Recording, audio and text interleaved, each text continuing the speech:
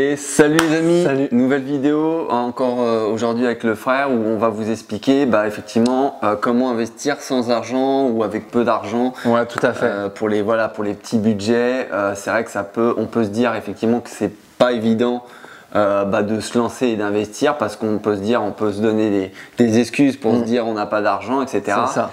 Mais vous allez voir qu'il est toujours possible de faire quelque chose. Et voilà, c'est surtout adapter ses objectifs en fonction de sa situation. Situation. Pardon. C'est vraiment un cas spécifique, mais bon, je pense potentiellement pas mal de monde peut se trouver dans cette situation, dans ce cas typique, et il est important de préciser certaines choses par rapport au fait que il se peut qu'on gagne pas tant que ça, c'est un cas, et d'un autre côté qu'on ait potentiellement peu d'argent, peu d'épargne, etc. Mais vous allez voir que ça ne vous empêche pas d'investir. Ouais. Donc déjà, effectivement, sans argent, effectivement, si vous avez vraiment rien, bon là, c'est vrai que c'est pas l'idéal. Si vous avez ne serait-ce qu'une toute petite épargne, tant mieux. C'est vrai que pour les banquiers, ils aiment mieux. Ouais. Et notamment, si vous avez effectivement un petit revenu, type le SMIC ou peut-être 1300, 1400. Bon voilà, c'est toujours bien, c'est toujours mieux que rien.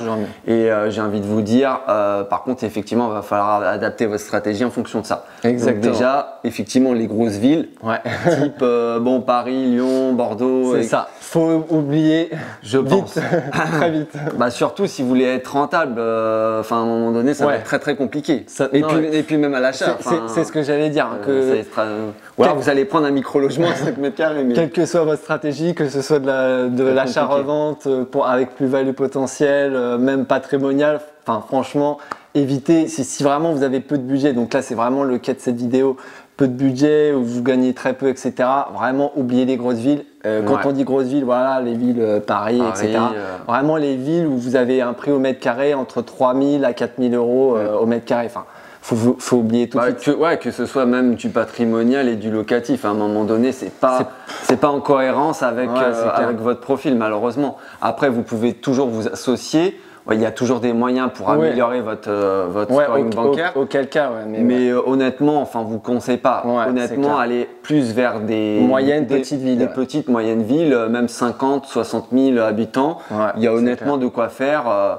Et puis dans ces villes-là, donc forcément, trouver forcément des petits studios T2, qui correspondent plus à votre budget. Juste pour faire un rappel par rapport aux petites villes, moyennes villes, faut que vous trouviez pour que ce soit intéressant. J'imagine que si vous regardez une de nos vidéos, vous avez pour projet peut-être de faire du locatif. Donc quand on parle vraiment de moyenne petite ville, déjà c'est entre 10 000 à 100 000 habitants. 100 000, ça commence à être des grosses villes avec vraiment un prix au mètre carré cher. Et puis le prix au mètre carré moyen, c'est entre 1000, ça dépend des villes évidemment, entre 1000 et 2000 euros si déjà vous êtes dans cette tranche de prix, honnêtement c'est bien, vous allez pouvoir vous en tirer, que ce soit après en termes de locatif ou même patrimonial, ou si vous voulez acheter votre RP, vous allez voir que là en termes de prix, c'est surtout que ça reste correct. C'est surtout que par rapport justement à votre petit budget, vous pouvez potentiellement acheter, que ce soit un appart, un studio, un T2, etc. Et puis donc en fonction de ça, forcément, vous pouvez toujours faire des choses. Vous achetez par exemple un petit studio, même que vous mettez à un étudiant, vous arrivez à l'avoir très peu cher.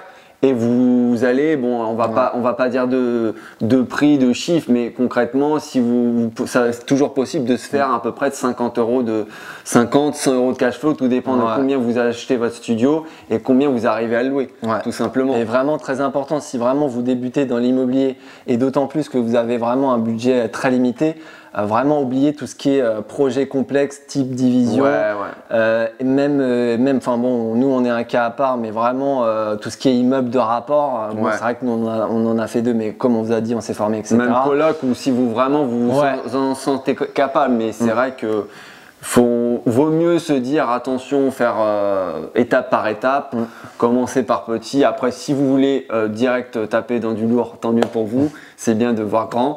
Notamment donc les studios, on en a parlé, les T2. C'est vraiment un projet type, si vraiment vous avez un profil qui est, comme on vous a dit, qui est spécifique. C'est ça. Et type, par exemple, vous avez un petit T2 qui est pas trop cher et vous arrivez à le transformer en T3. Vous le mettez en longue durée et vous arrivez à tirer 50, si 100 vous arrivez euros, 50 euros, c'est toujours ça. Euros de cash flow. C'est toujours 100 euros de bénéfice. Voilà, c'est toujours ça. Auquel cas, si même vous êtes encore plus gourmand, j'ai envie de vous dire, vous pouvez faire de la location courte durée. C'est ça. Et là, c'est la cerise sur le gâteau. Et là, vous pourrez réussir à gagner 500, voire même plus de cash flow pour un petit appartement. Exactement. Si vous avez fait une bonne étude de marché, que vous vous situez bien, que vous arrivez à bien équiper, ça on va en reparler, votre logement, et bah effectivement là ça va être tout bénef. Vous allez avoir un petit prix parce que voilà, ce que vous achetez c'est petit. Et forcément, bah voilà, vous aurez un cash flow et une rentabilité correcte. Et voilà, si vous faites ce type d'investissement et du coup que c'est réussi, on vous le souhaite, bah forcément déjà vous allez avoir plus de confiance, vous allez avoir beaucoup plus de connaissances puisque c'est toujours de l'expérience que vous avez acquis. Et puis le regard au niveau de la banque, ça n'a plus rien à voir. Là, vous avez fait un investissement rentable qui plus est puisque normalement, que ce soit même de l'autofinancement, c'est au-dessus de 95% des investisseurs. Que ce soit de l'autofinancement ou un cash flow positif, voilà, même si c'est malgré tout petit, ça reste aux yeux des banques très bien. Enfin, à un moment donné, donc il faut se dire que voilà, vous gagnez en compétences, etc. Donc voilà. C'est vraiment c'est surtout se dire voilà, vous lancez. Que même si c'est des petits projets, vaut mieux se lancer sur des petits projets que ne rien faire du tout et ne pas avancer. Exactement. Et donc c'est plus en corrélation avec votre profil et comme ça vous avez, comme tu l'as dit, vous avancez. Vous avancez tout simplement et après aux yeux des banquiers vous pourrez refaire d'autres opérations, voire même des plus grosses opérations. Vous aurez plus confiance en vous. Et au moins vous avancerez quoi. Et petite astuce par rapport justement à la location, si vraiment vous voulez louer plus cher, et bah nous on vous donne, on a un peu l'exemple, c'est-à-dire qu'on a rénové nos appartements, on les a meublés puisque du coup on fait de la location comme vous le savez meublée. Forcément, et puis on les a très bien équipés, ce qui nous amène à louer 20 à 30% plus cher. Et on vous conseille de faire la même chose, ce qui vous permettra, comparé à la concurrence, de vraiment, déjà, vous trouverez de meilleurs locataires, et en plus de ça, vous louerez 20 à 30% plus cher. Donc forcément, qui veut dire louer plus cher, forcément, vous aurez peut-être un cash flow encore plus important. Ouais, c'est ça. Donc nous, nos F1, on les loue 400 € hors charge. Donc 400 € pour 400 les petits F1 de 20 mètres carrés, c'est pas énorme. 400 € hors charge, attention, même pas charge comprise. Et donc vous multipliez ça par 4 puisqu'on en a 4 comme vous savez. Donc si vous, on va pas faire les calculs, mais admettons si vous arrivez à vous en tirer tout compris, à un petit studio T2 à 50 000 tout compris, j'ai pas les chiffres en tête, mais ça vous fait peut-être du 300, à peine, 300, 350 € tout compris entre le crédit et l'assurance, etc. Et si vous arrivez à louer 450 en fonction des villes, voilà, ça vous fait, comme on vous a dit, 50 €, voire 100 €, tout dépend après de combien vous louez, etc. quoi.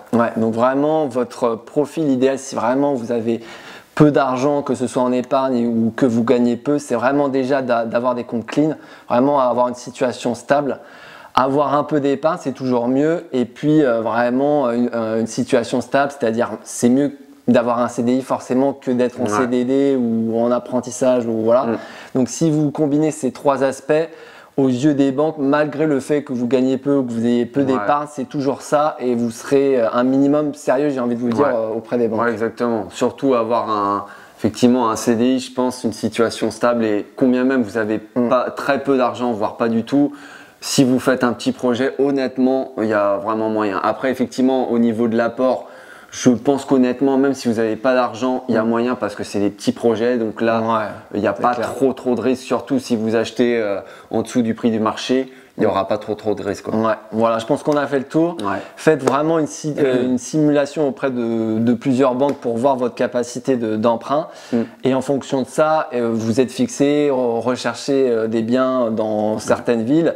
Si vraiment c'est pas possible dans certaines villes, oubliez-les et allez dans des plus petites villes. Forcément, dans des plus petites villes, vous trouverez des meilleurs prix. C'est logique. Il faut toujours s'adapter. Vous avez un truc qui bloque, ok, comment je peux dévier de ça et se dire comment on peut faire adapter et puis améliorer sa situation. Quitte vraiment, si vous avez une situation vraiment pas terrible, j'ai envie de vous dire, quitte à investir dans des villages, c'est tout à fait possible. C'est une fausse croyance de penser que, attention, il y a des choses à prendre en compte. Il faut faire une très grosse étude de marché, mais c'est toujours possible. Mais voilà, si vraiment vous avez la pire situation du monde, vous pouvez toujours investir dans des petits villages. Attention, peut-être qu'on y reviendra dans une vidéo parce que c'est spécifique là. Mais c'est possible et vous pouvez très bien être rentable dans des villages et avec peu de risques. Donc à un moment donné, tout est possible. Tout est possible. Voilà, il n'y a pas de problème, il n'y a que des solutions, j'ai envie de vous dire. Donc, et puis, pour résumer, combien même vous avez vraiment un petit revenu, pas d'argent, etc.